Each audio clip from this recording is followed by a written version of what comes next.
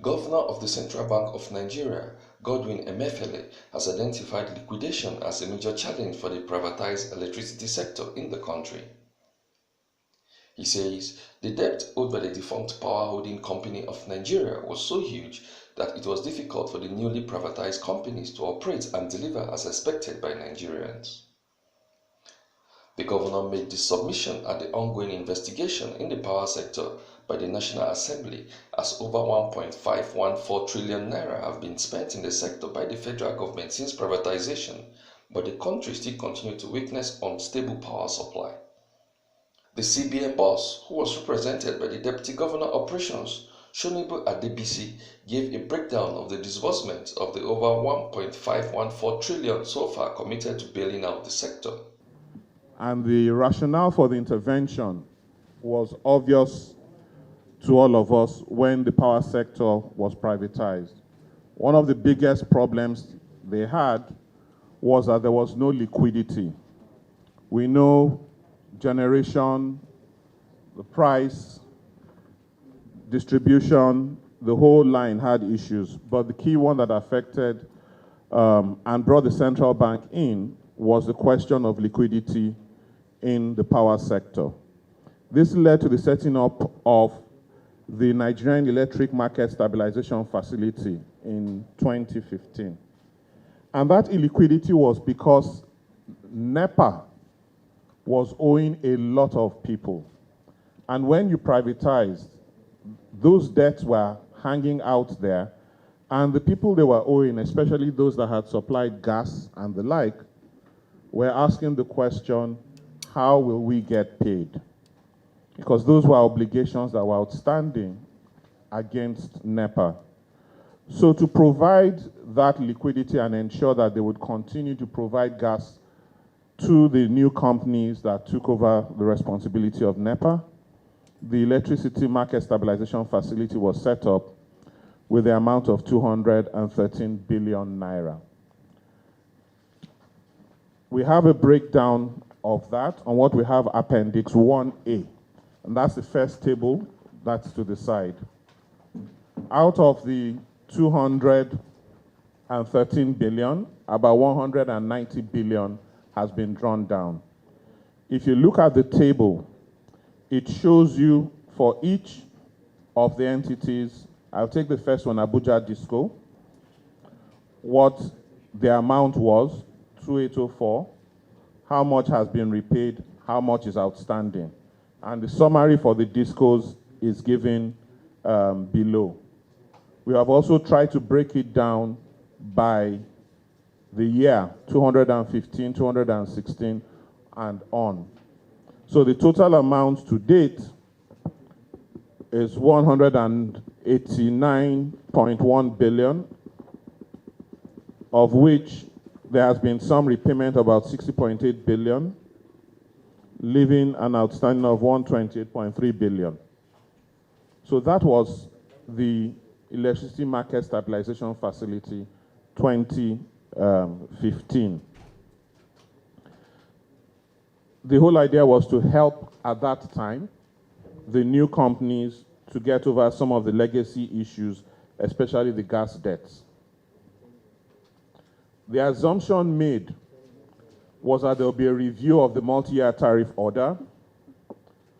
They would have a full execution of contracts, and also the pricing of domestic gas would be looked into. What has things happened, as you've seen, is we've made the payments, and the payments, including the parties, were paid. Do you have it as a schedule? We've tried to provide additional information so that you can see that they paid AFAM, Ajip Oil, and various other generation and gas companies, the total we talked about. So that's what we have as the CBN, Nigerian Electricity Market Stabilization Facility. So there's a breakdown on the finance side, the ability of the power plants to continue. And we've tried to provide that both at the inception and subsequently working with MBET. This is what we have been doing and are still doing. And as I summarize, the last 600 billion we have paid out with the verification of MBET, 85.41 billion.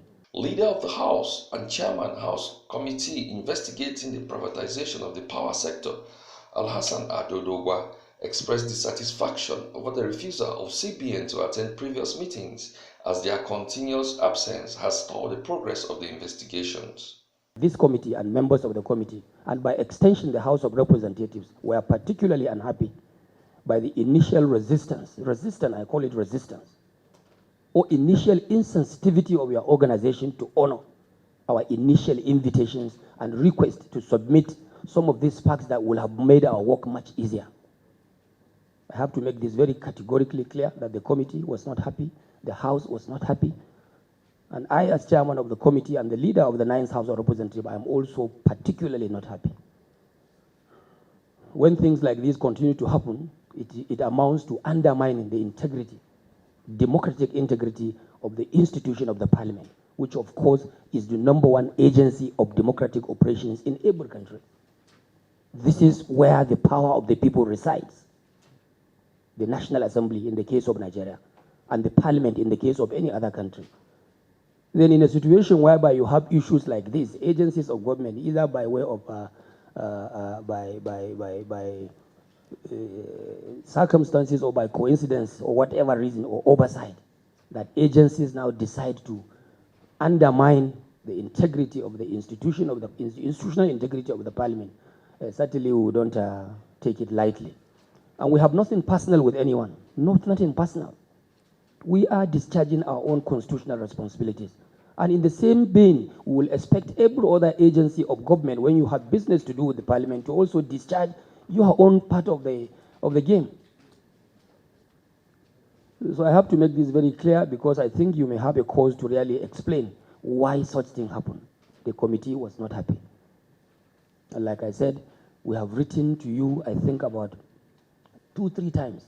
I don't know what actually happened. If you may have an answer or explanation to that, I believe the committee will welcome that at maybe a more appropriate time. The chairman further observed that the figures presented by the CBN is different from the ones given by the ministries, departments, and agencies, and the need to fix a date for all parties to appear before the committee before a final report is submitted to the House. Even right from the onset, a major discrepancy is here established now. The issue of the 600 billion naira payment. When the Minister of Finance was here, they said they have paid over 320 billion naira. Payment has been made to that effect. And here you are, the governor of the central bank, which we believe you may be more authoritative because you are the cashier. The payment point is at the central bank. Now giving us a contrary statement, which is quite huge and significant, that you paid only 85.5 billion naira, not up to 100 billion naira of this volume of 600 billion naira.